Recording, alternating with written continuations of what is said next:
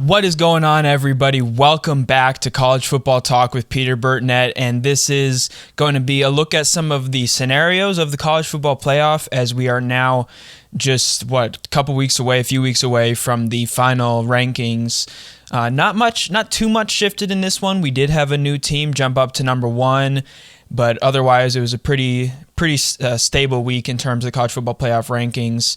I'm also going to be giving a look at, again, some scenarios of different things happening, some a little bit crazy, and going over kind of the basic one if the expected results happen. But if you're going to enjoy this video, please feel free to leave a like, consider subscribing to the channel, and turn on those post notifications so you're always up to date whenever I post. But without further ado, let's dive into the latest college football playoff top 10.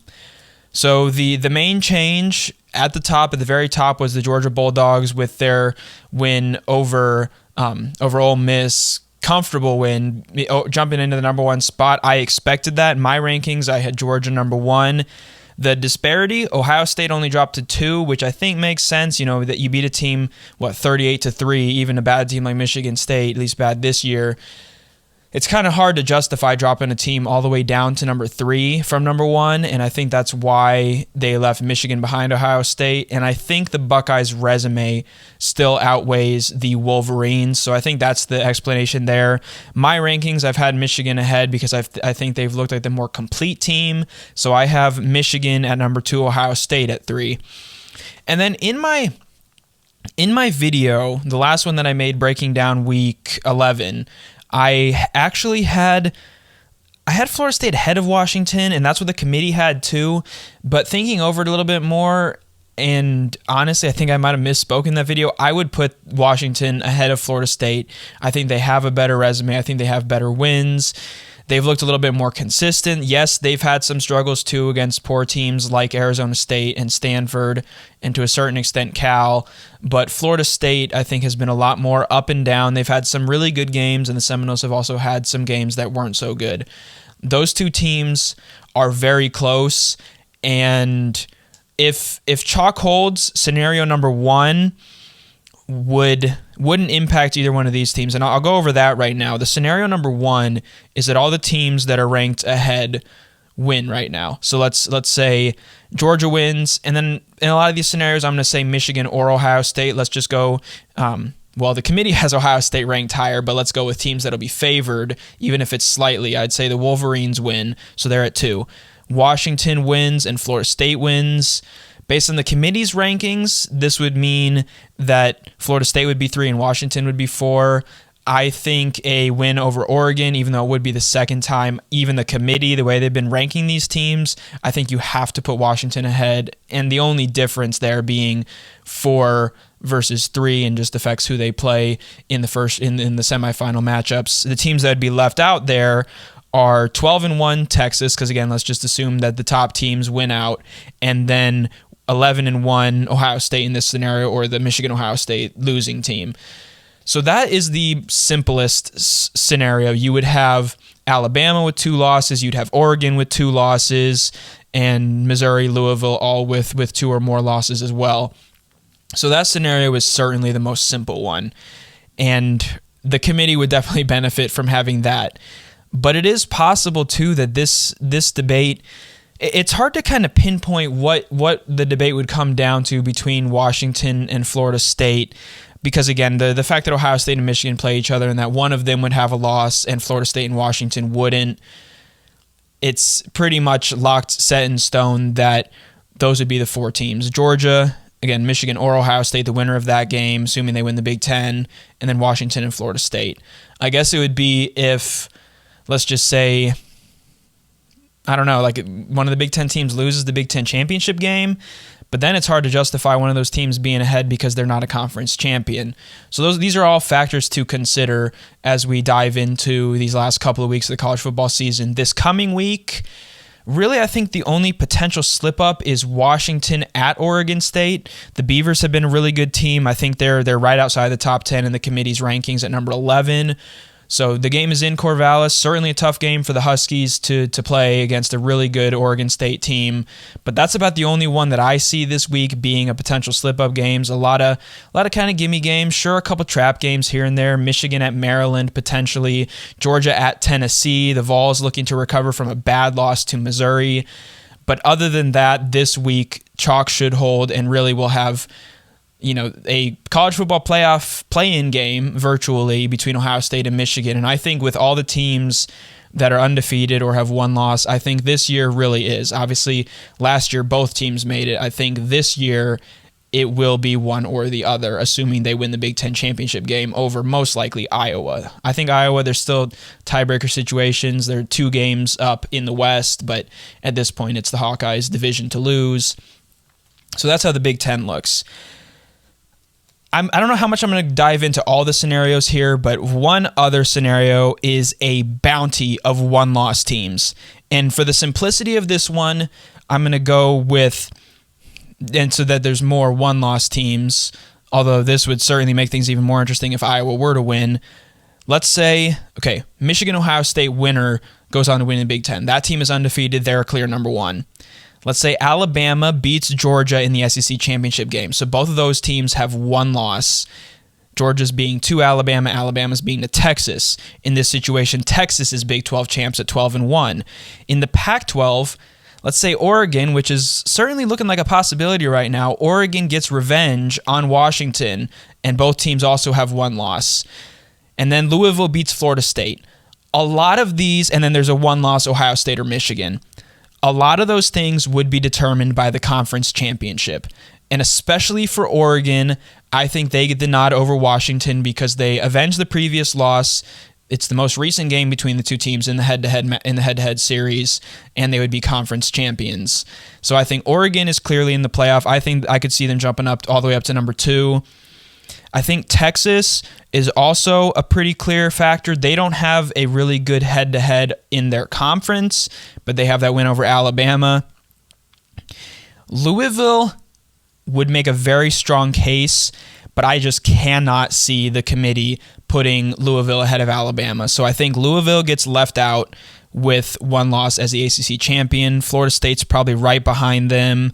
And then there's Georgia too. This situation, I think, is the most complicated one because Georgia actually probably there at 5, and then you get Louisville, Florida State, Washington, and the one-loss Ohio State or Michigan.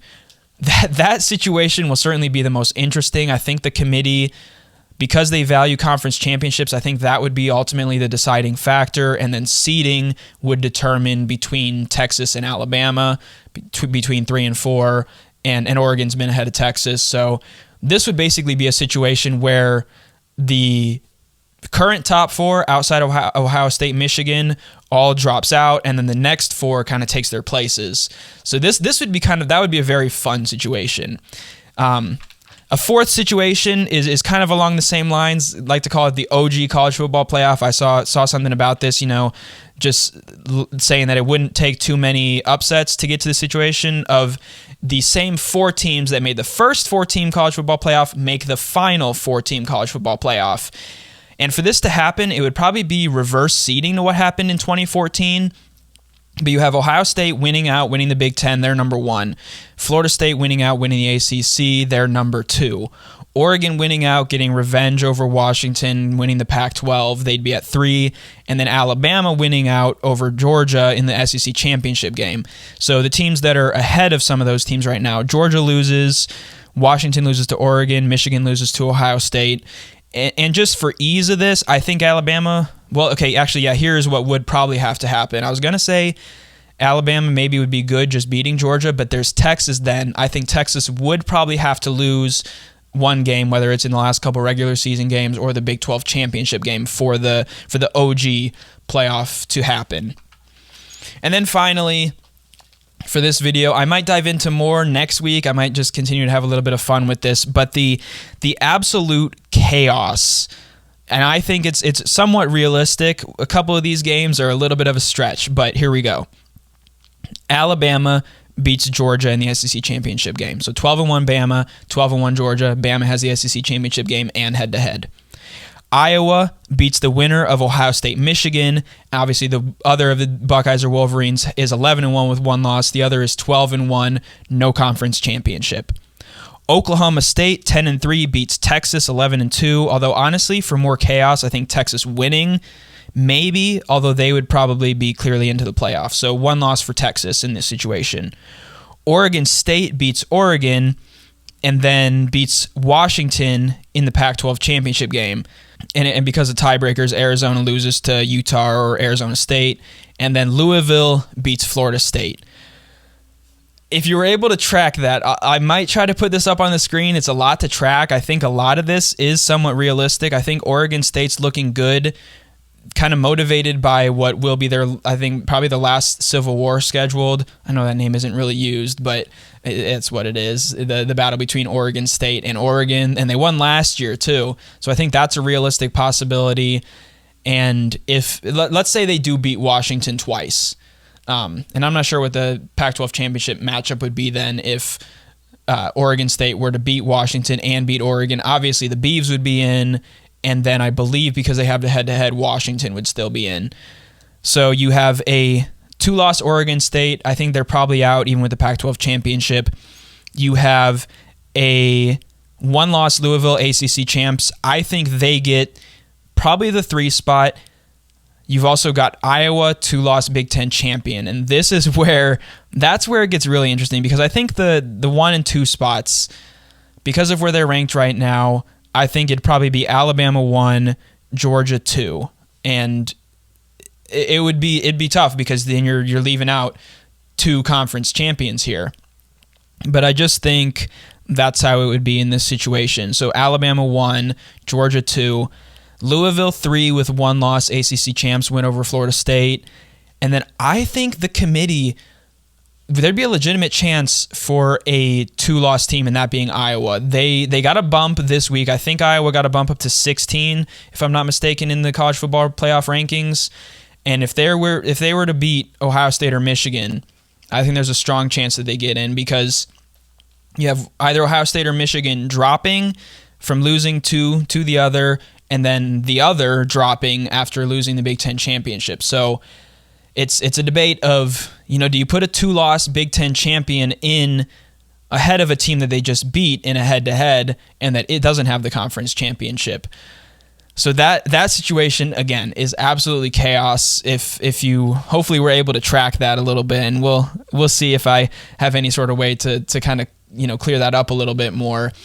But that would be an absolute chaos situation. I think the Iowa win isn't very likely, just because I don't think they have the offense to keep up at all with Ohio State and Michigan. So in this situation, to make it a little bit more realistic, let's say Ohio State or Michigan is the champs again, and kind of like the situation too with the 1-loss teams.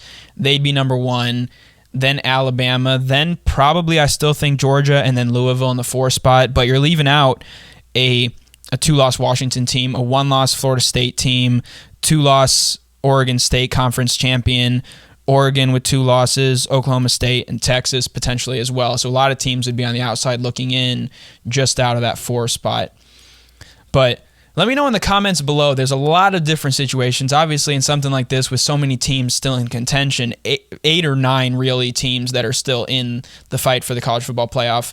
Let me know maybe some of your scenarios that you've worked out in your head, some of the things that you could see happening in these final 2 weeks of the regular season and then conference championship week. But if you've enjoyed this video, please feel free to leave a like. Again, consider subscribing to this channel. It helps out a lot. And turn on those post notifications so you're always up with the latest in college football. But that's it for this episode of College Football Talk. I'm your host, Peter Burtnett. Have a great rest of your week, and I'm signing out. Peace.